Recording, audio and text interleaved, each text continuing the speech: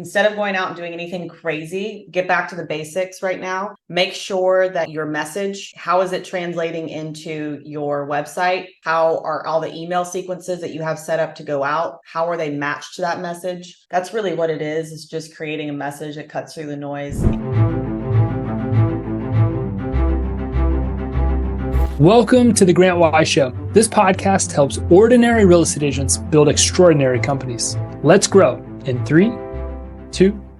Hey everybody, Grant Wise here. Welcome to the Grant Wise Show, where we help ordinary real estate agents build extraordinary businesses. And I have got a very special guest for you today. I've got Mary Davis, who is the marketing director for the Beer Home team. And she has done some impressive things with the team. They were the #1 team at eXp globally by gross commission income in 2021. When she started at the team, they were selling roughly $200 million a year, and at one point sold over $100 million a year of residential real estate. And also, if that's not impressive enough, have sold over 700 homes in a single calendar year. We're going to dive into a lot of what the Beer Home team does to have so much success and is what I would say by definition an extraordinary company in the real estate industry. So Mary, thank you so much for jumping into the show with me today. Excited to be here. And I love the topic of this podcast and what you're trying to do with it. It's really awesome. So good on you. I appreciate that. Well, give us the story. How do you go from $200 million a year to $100 million a year? Let's start there. What are some of the lessons you learned along the way? Yeah. So, when I started working with Dan, he was very a marketing centric person. I mean, just in general, and sharing an office with him, really realized that right off the bat. Like you can tell, looking back now that I've read all the same books that he has, like Dan Kennedy, following just creating a unique value proposition in the marketplace. That was something that Dan created here locally before anybody was really doing it. Creating, for example, our home selling process, going against the grain of the traditional home selling process and creating something that we've trademarked called the 5-day blitz. And now you see everybody around town has the so-and-so blitz, this blitz, that blitz. So just seeing him being a pioneer and helping, just create messaging that transcends and differentiates is really what set us apart. I will say that really at the end of 2019, going into 2020, mass media was a huge piece of how we expanded from really just went into that next level to being a household name here in San Diego. And obviously, helping us close more transactions and being the go-to people. And so that was something definitely new that we went and did tons and tons of research. And we actually did our first buys without an agency. We were with an agency for a short period of time, but it was really Dan and I doing a ton of research on outdoor billboards, on radio, on bus benches. I mean, you name it. We were television. We were trying to get in the mass media world to really just transcend that level that we were at. I can imagine mass media campaigns, and again, being buses, billboards, radio, TV, right? That's what we're talking about, mass media. So that if you're listening to this, that's what we're talking about. That's pretty impressionable, right? I mean, everywhere you go, if you see Dan and see his face, I'm sure that creates quite the impression locally. How do you feel like that impacted the business? Was that the thing that you can look at and say, yeah, we did that and that really took us to the next level? Or was it that with a combination of something else?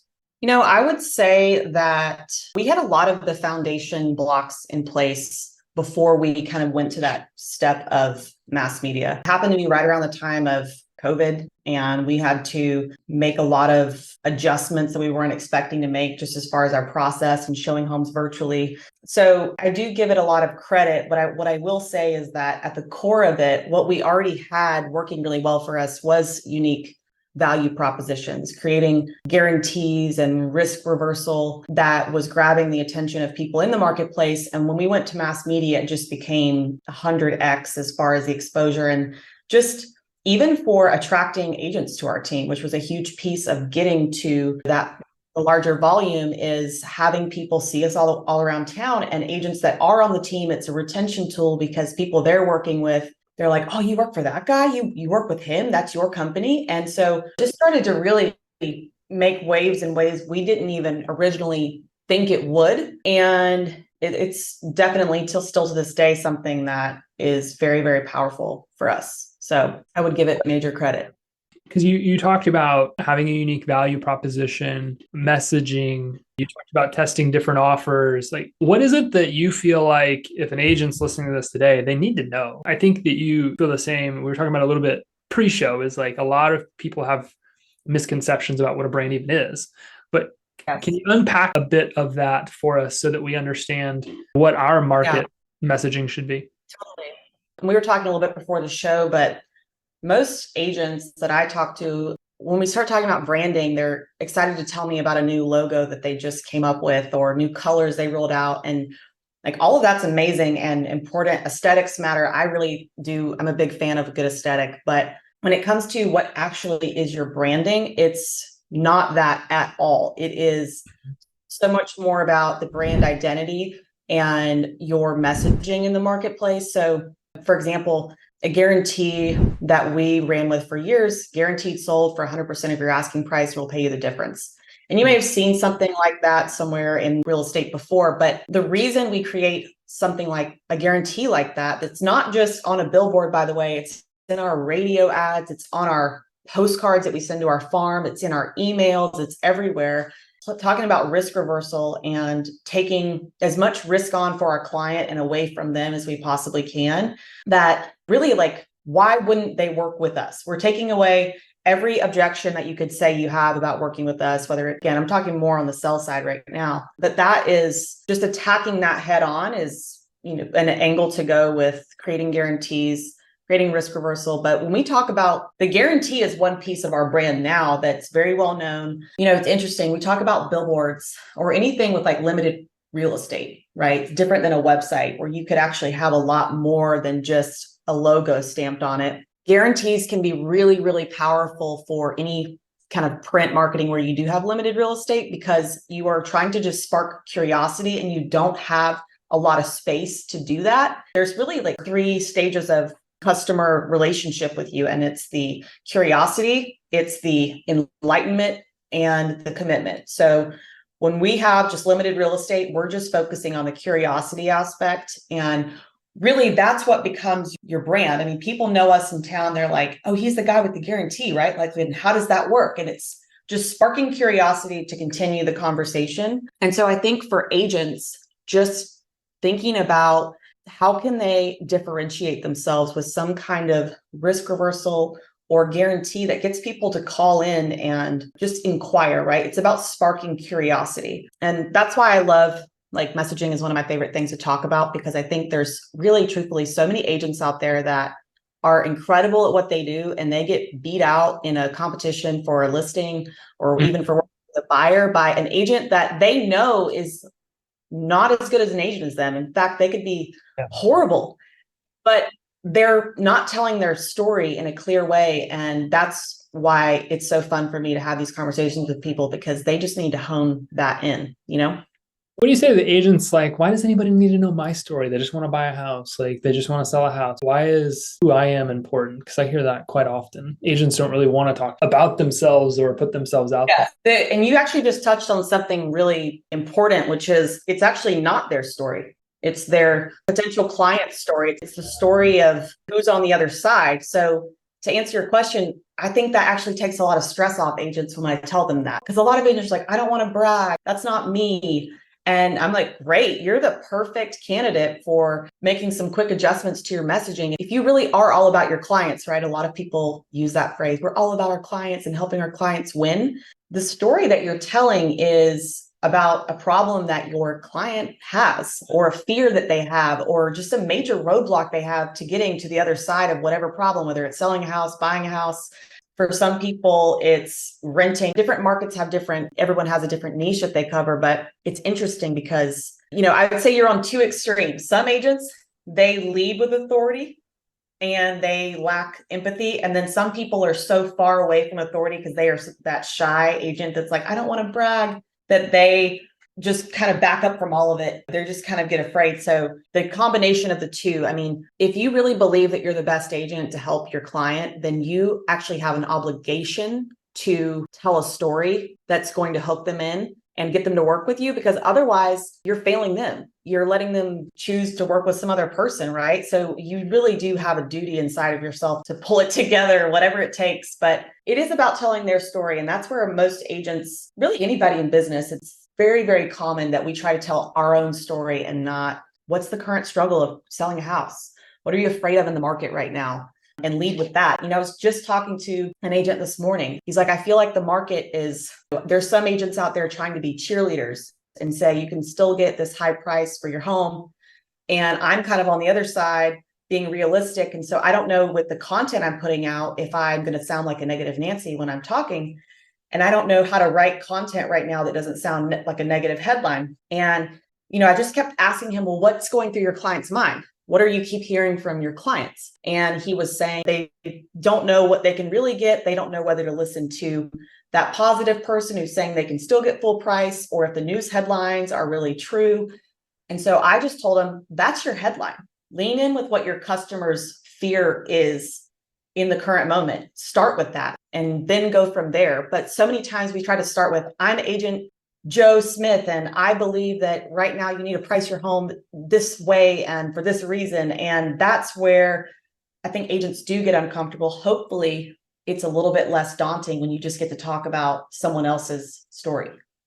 I've seen this for years and years and years and years, that agents are improperly positioning themselves in the marketplace. You said a second ago, if you have too much authority and not enough empathy, or if too much empathy and not enough authority. I've seen that play out so much. So many agents talk about like their production or how much money they earn. I find it so odd. I don't even know why we do that, but what it seems to lead to is the agent trying to make themselves the hero instead of the guide, which is, I think, a really important storytelling framework. So what you're saying, I agree 1,000% with, is if you want to go out and position yourself in the market, you need to do so as the guide that's going to help that person through whatever obstacle it is that they're facing.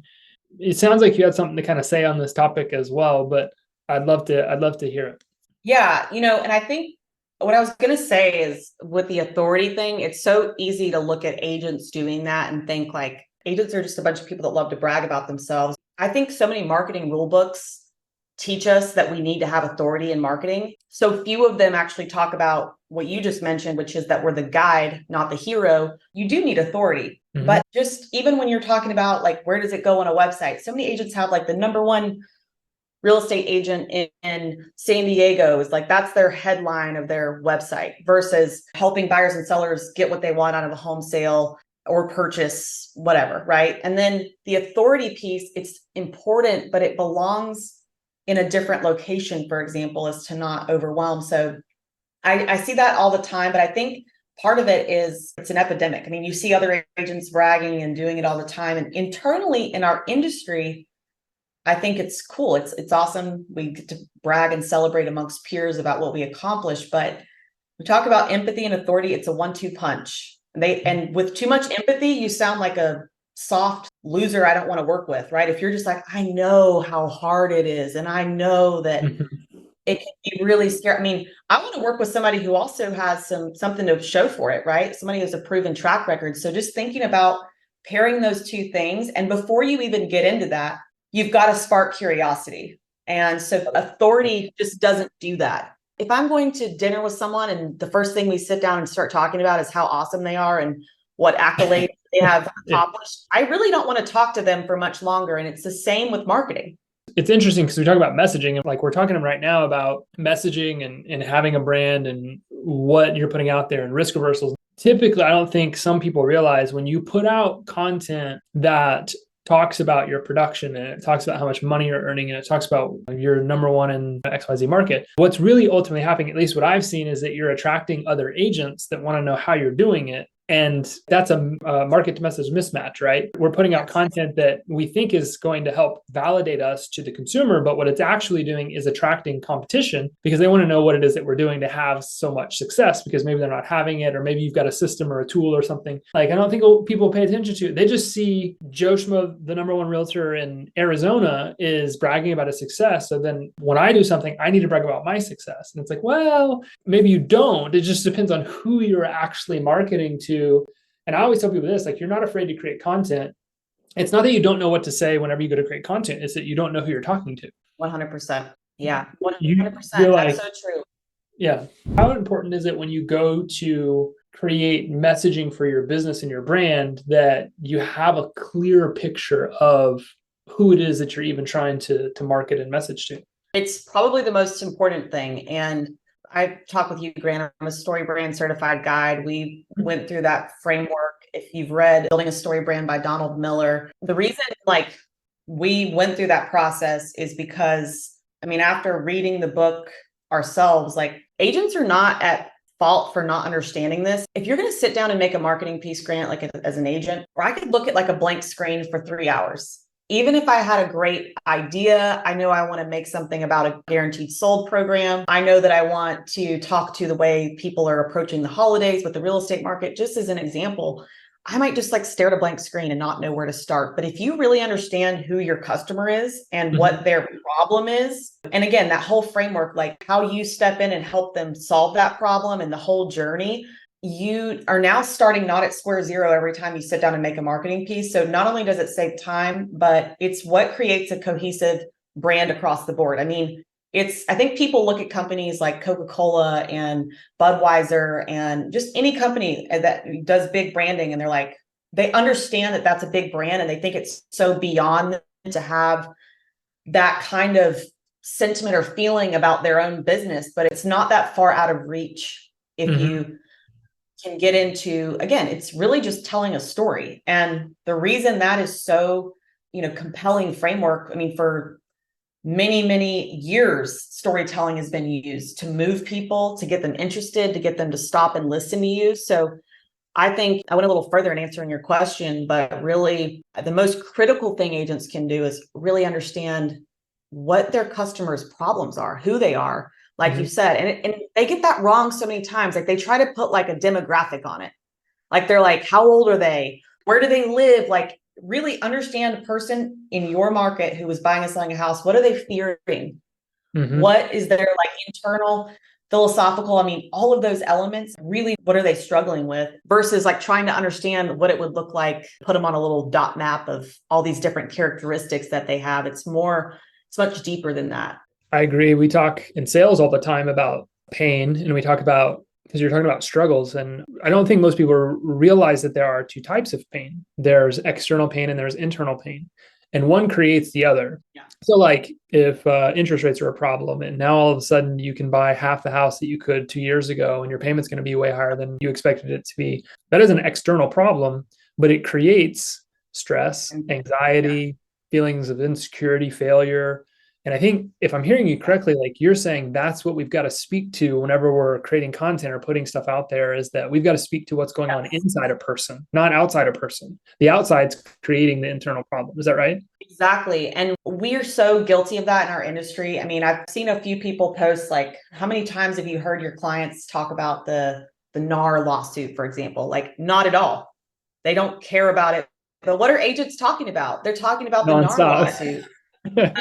But what are their clients like? When have they sat down for a second to say, what is my client, by watching what this news broadcast put out, Fox News put out last night, CNN, whoever, about the housing market or about even employment or anything? What's our economic status as a nation during the holidays currently? If you spend a little bit of time each day thinking about that, thinking about all the other stuff in the world that your clients are consuming, that is the external problem, right? But then how does that make them feel? We spend more time thinking about that, the message becomes clear. I mean, you could sit down at the computer and just start typing because your brain starts flowing. You're now in that space and you're sitting really as if you're them, right? It's incredible how eye-opening that can be for people. And just so many agents, they're more creative than they think. But again, you're living in I just don't know. I think this is that you just don't know who you're talking to. Because I sit down with people all the time, who do you typically work with? And they're well, I work with XYZ. And I'm okay, well, let's say that I'm thinking about relocating out of the city and I'm going to buy a home an hour from now. What is the number one thing that you would tell me to do first? And then they're blah, blah, blah, blah, blah, blah. They have all of this information that they can give me. So it's they're not asking themselves the right questions. I agree. As much as you can, take us inside of your home team right now, because I think this is an unbelievably powerful exercise that people could go through, because there's a lot of real estate agents out there that are trying to figure out how to navigate the right now. How do I navigate this NAR lawsuit? How do I navigate what's going on with Zillow? How do I navigate some of these big obstacles? How are you creating messaging right now to attract consumers in a time where the value of the realtor is being really questioned? It's a great question. And a huge piece of it is about creating trust, or in this instance, like even rebuilding it. And sometimes I think what we've actually been pretty good at historically is leading with, we know we're not going to be the cheapest on the market. We know that we're not going to be just that, plain and simple, but just leaning into exactly what our customers really want. And we know that they want a seamless process. We know that they want to get everything they deserve at a home sale and purchase, that it's a huge financial opportunity for them, or it could be something that sets them back on their trajectory of where they'd hope to go. So I think like in our messaging, that's a really just key part of it. But I will say right now, even with where we are in the market, just spending more time like getting back to the basics on even communication. And one thing, when we talk about messaging, oftentimes I think people, even just solo agents, like they'll have a great marketing message. Someone calls in, right? Because they've seen the marketing message somewhere.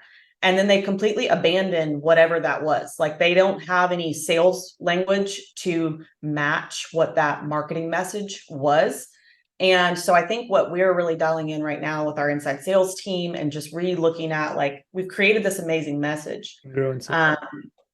And just making sure that it's transcending. I mean, Grant, we went through the process of like rehauling, what we're doing with the inside sales team. And then also just the actual booklet or presentation materials that we take to the appointment to match that message. Because it doesn't just stop with marketing. It flows through everything. I mean, even your transaction coordinators that are on the phone, are they speaking the same language? Another thing that we've been doing in our messaging is actually like taking, for example, a post-closing survey from a client who just closed. And what do they say that they were worried about when they started the process? So we were really worried we weren't going to get as much for our house as we hoped, and we're trying to relocate out of state, or we're retiring. So it really, was critical for us that we got the amount. And so when Beer Home Team showed us their strategy and helped us get that, I mean, it really like changed our life, right? But we have a lot of those from the past 6 months, let's just say, and just going back through and highlighting words and key phrases and finding their language and speaking to them in words that they would use. I mean, it's simple, but it also sounds very woo-woo, right? But that's the times that we're in. It's just talking to people I think that's how we create trust. We speak to them and using the words that they use, people like them use, instead of trying to shove things down their throat. And again, like any messaging that you're creating, start off by addressing the problem or fear in their head. If you think that people are worried about interest rates, start talking about like if you're feeling a little bit insecure about the fact that you didn't purchase a home back then, just really thinking about that insecurity or that feeling, that internal problem that you described is where we would start with like any messaging. A lot of people get it wrong because they try to skip past it. Like you shouldn't worry about interest rates now. You should date the rate, marry the house. Yes. It's like if I come in and my son says, I'm scared. And I say, no, don't be scared. It's not going to land. He's going to be like, I'm pretty scared. I think there's something in the closet. But if I'm like, yes, you think there's something in your closet? Well, let me go look for you really quick. And then it's like, oh, I don't see anything. You want to come over here with me and look, and I'll protect you. And yeah, okay, you were right. There's nothing in my closet. I don't have to be scared anymore. People, I think, get this wrong a lot because they try to avoid the thing that they think is causing 100%. Problems in people's minds. And what they actually should do is they should call it out, like all of their testimonials, their messaging, like everything that you're describing. I mean, it's perfect. You've got to come in and address it, and you've got to be congruent throughout the entire organization when you are communicating those things. I hear you saying that, most agents wish that branding was something you just set and forget, right? It's like a site, it's a logo, it's a color scheme, it's this. But what you're saying, and I hope that you could elaborate on a little bit, is that branding is really like the message you're putting out into the market, and maybe the way that it looks and making sure that it looks a certain way consistently, but it's what you're talking about right now that's impacting client, and that changes. Yes, that's a great point. We adjust our core offering to adjust to the market. Sometimes that's like we ran with just the traditional guaranteed sold for like 5 years, and that was working great. And then we got into 2020 to 2023 is like 50 different worlds we went through, and ups and downs and roller coasters. So we've changed to guaranteed offer. I mean, we ran with like a cash message before. What really prompts that is just seeing what are the responses. If we don't hear people calling in and asking about the offer that we're marketing, then we know that it's time to change that offer. And we gather that intel from our agents and from the inside sales team. But really, it's like, are they calling? When they call, are they like, hey, what about that outrageous guarantee you guys have? Or are they just calling and saying, I'm interested in working with you, or I'm looking for an agent, right? Because then we've already just lost ourselves in, we don't have the upper hand anymore unless they're calling about that offer. So it's okay to change your offer. 100%. We do it when we need to. I will say that we have a checklist that we go through to change it on all fronts. It's not just like, let's just change it on a postcard. We might test it, go through a testing phase. And actually, one of the best ways to do that is sending out like a postcard that we already send out every month. It's not something we have to go through a web developer and change a bunch of crazy stuff. It's just on one piece of marketing. We get it out there. We'll put like a limited time offer on it. So like through the end of November, we're doing this thing, right? And just see if it pulls and see if people call and ask about that. But just changing it across all channels. It's never going to be too different, like you said, look and feel wise. But any like core offering that you have, I think it does get stale and you need to change it up. And listen, just the industry that we're in. If the climate, the environment is changing, it's not impressive anymore to be able to sell. When we hit, for example, in COVID, we're like, okay, it's not impressive to sell a house in 29 days for 100% of the asking price. Like, no one cares about that. Like, that's just like a loser message. So we had to change that pretty quick. But that's just an example of adjusting to the market and coming up with like, what are people facing right now? And if we got we did a guaranteed rent back in COVID because it was like, okay, the problem is that people are confident they can sell for a lot, but inventory is so low that they're afraid they're not going to be able to find a home that they want. They're going to be rushed into something they don't really want. So then if we just get them a rent back, but they get the price that they want, take advantage of right now's market, then guarantee that for them, all of a sudden, like they have no more problems. They're a perfect case scenario. So those are just some examples of how we've done that. But yeah, it's 100% okay to change it. There's no like rhythm to that. There's no like, you can only change it once a year, twice a year. Like, be on top of what's happening and adjust your message as you need. And if you're doing that, you're going to be okay. Like, even if you change it a couple too many times, like whatever, don't overthink it.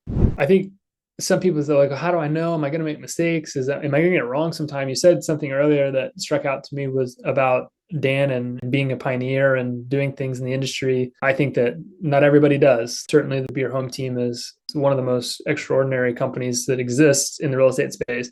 But I was listening to a webinar the other day with Russell Brunson, and he said, you can always tell who the pioneers are because they're the ones that are laying face down with the arrows in their backs. I'm sure you guys have some arrows in your backs. Are there times where you've gone to maybe test something and it didn't work, you ended up wasting money? Or can you tell me about some of the failures what were they, and what were the lessons you learned? I think one clear, even what I just mentioned to you, when we had the guaranteed rent back message, that worked really well. We were late to it. And part of that was we were living in a world of overwhelm. Our company was growing extremely fast. Yeah. And we were trying to even find the right, like, can we really promise that? Like, right. So when we finally got that ironed out, and then from the time we figured it out to when it got on all the billboards and we had to pay to get them reprinted, it was kind of like we started to see the market changing and we were behind it. So that's one thing we've definitely failed and had arrows in our back on. We were late to a message and we definitely lost money in like printing that, doing it, whatever. And you know what? We fail all the time and like stuff that we do. And one example is with lead magnets, for example. We've gotten a lot better at this, but like we've had messages or lead magnets that we've tried to use. And they're one of those things you create it, you put it on your site, you kind of like forget that it exists. Mm-hmm. And we have like a lead magnet that was like for 3 markets ago that was just living on our site and not really relevant. And so of course, no one's asking to download it, or it's like the numbers are way down on interest for that. And so I can't think of like any other like specific examples right now, but I can tell you that we fail forward all the time and we try not to make the same mistake twice. But one thing that I've always really respected Dan for is just the way he kind of looks at testing kind of realm. We have a $10,000 testing budget. We'll agree on like whatever our testing budget's going to be before we go into any kind of project. I mean, billboards, for example, like $10,000 isn't going to get you anywhere. So what is the investment? Like how long are we willing to do it for? And then sit down and reassess. I think so many agents will go and choose a campaign and like it'll be running for a year and then they're like, I got nothing from that. It's like, okay, great. Well, why did you run it for an entire year then? Like you should know probably at the 90-day mark. If we're going to launch on a radio station where we're going to be investing $10,000 a month, we need to know by month 3 that we're at least getting people calling, people that are intrigued. We might not have deals closing by then. So I guess what I'm getting at is like, anytime we embark on something new or even return to something that we've done before, we have a discussion about, okay, how long do we expect until we see results? And sometimes it's not like necessarily a direct return on investment. Right. For example, radio could be 6 months before we're actually seeing those deals close and the money in the bank. But at the 90-day mark, we should really be hearing people calling. We should have leads, that kind of thing. So for each type of marketing that we have, we will establish that before we roll it out. And that's how you know, like, you're not afraid to have arrows in your back because you're like, that arrow, that's a $10,000 arrow. I'm willing to lose that, right?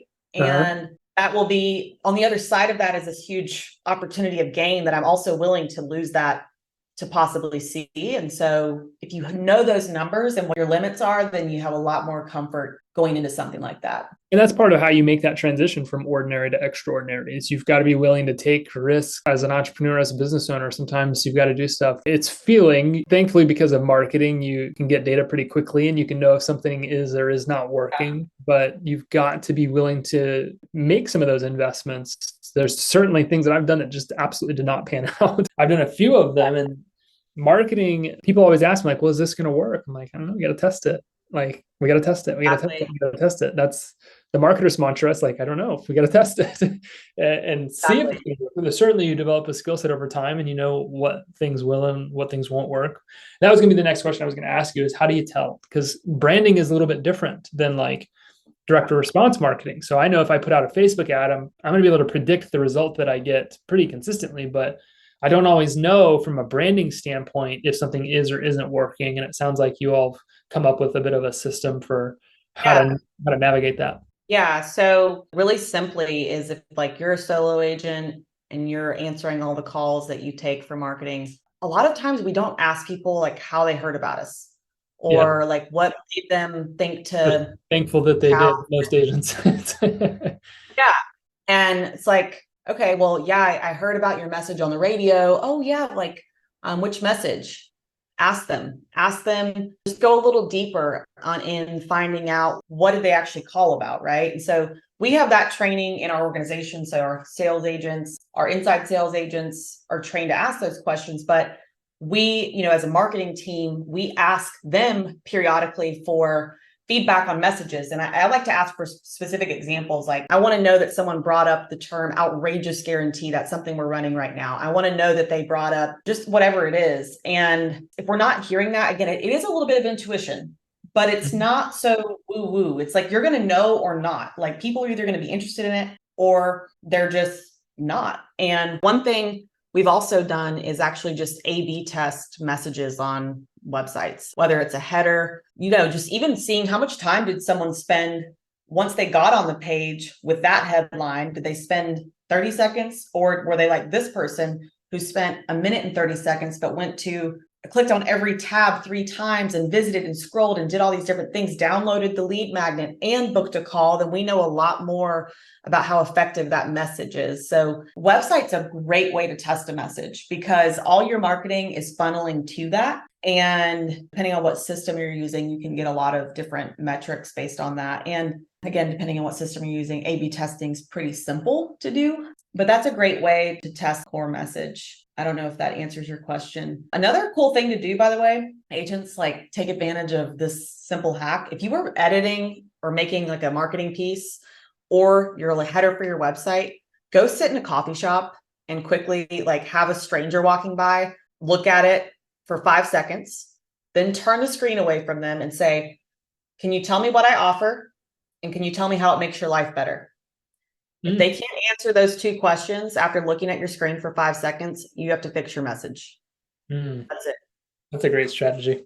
When it comes down to like messages that we've had that have failed, usually it's that the consumer doesn't understand what the heck it is. It's too much industry speak. It's too much like fluffy language. And that was one struggle we had. I guess when you asked about fails, we had a buy before you sell program. And we were just struggling to articulate like on a radio spot, how does that work in a way that doesn't make someone be like, huh, that sounds too good to be true. Or I think we flopped on how we just delivered that. And had we gone through the exercise that I just described at a coffee shop, I think we would have quickly been like, what the heck? Like we put buy before you sell on all of our billboards. There's actually not even anything that says real estate about that anywhere. And so just those little subtleties, I think, are some ways to just get a gauge on messaging. Well, it's a lot of powerful stuff. I want to respect your time. I know we're running out of it here. I just want to say, I think that as I look back over the course of a decade working with people in all industries, that what I have noticed is the people that have the most prominent brands, you can get a lot of stuff wrong. But if you have one of the best known brands in your space, wherever it is, doing whatever it is, you can make a lot of mistakes. And the relationship that you have developed with the market will help you make up for that. I remember I was in Miami. I had a show on Grant Cardone's network, and the show was teaching investors at the time how to get deals from Facebook ads. And I remember talking to their director of paid media. And I'm like, dude, you got to tell me about these ads that you all run for Cardone. Like, they're awful. Like, the landing pages are bad. Tell me, what is it? He's like, well, we don't really care. We've got the number one most recognized brand in our space. We know the math. We know that we spend this much money, we get this much return. He's like, we don't really care. What I'm saying is, if you go out in your market, in your community, and you develop the best brand in the local community, you become the most recognized figure in your space. You position yourself as the authority the right way. You can do things like what the Beer Home Team has done and build this extraordinary company in the market, going from $200 million a year in production to, in excess of 100 at certain points. And I think a brand can do powerful things that maybe going and door knocking can't, or cold calling won't. It's not to say that any of those things don't work, but it's my experience that cold calling is so much more effective when you are the most recognized figure in your space. And I think what you all have done with the Beer Home Team is just absolutely incredible. So I appreciate you taking the time to educate me and educate the people that are listening to this show. This has been a really great conversation. I agree with everything you've said. You've got to get your message right, because if you have a message to market mismatch in your local community, it really won't matter what you do. You're just not going to have the conversations you need. And that's how you thrive in this industry. You have more conversations. You get it face to face with more people who are thinking about selling their home.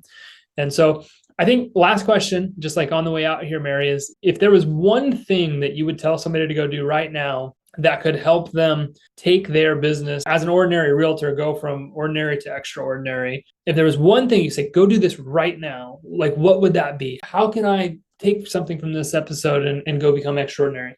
Well, my favorite thing, and Dan's going to kill me for this if he ever sees it, but I'm obsessed with this book right now, Marketing Made Simple. And it's really the most simple.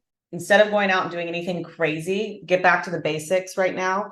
Make sure that everything we talked about, your message, how is it translating into your website? How are all the email sequences that you have set up to go out? How are they matched to that message? Really just the 5 things that you need to make sure you have in check. They're in that book.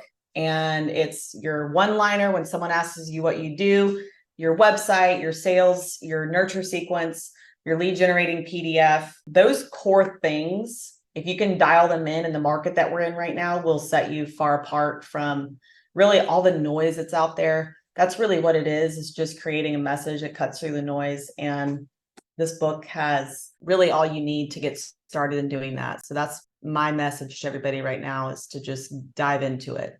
I love it. When you do dive into it, if you're confused about how do I get all this information, talk to people. The market will tell you what it wants. Yes. you will listen. So talk to people. They'll give you all the answers you need. Mary, I appreciate you so much for spending some time with me. Like I said, I learned a lot, and I know that everybody listening to this did as well. We'll make sure that we link up all the ways that people can connect with you in our show notes. Thank you all for continuing to listen to the show. I'm looking forward to the next episode and bringing on another powerful guest to help you understand how to go from ordinary to extraordinary and everything that you do. Appreciate you, Mary. Thanks again. It's Grant. See you all soon. Thanks for listening to this episode of The Grant Wise Show. Please don't forget to subscribe to this channel, leave us a review, and we'll see you on the next episode. Thanks.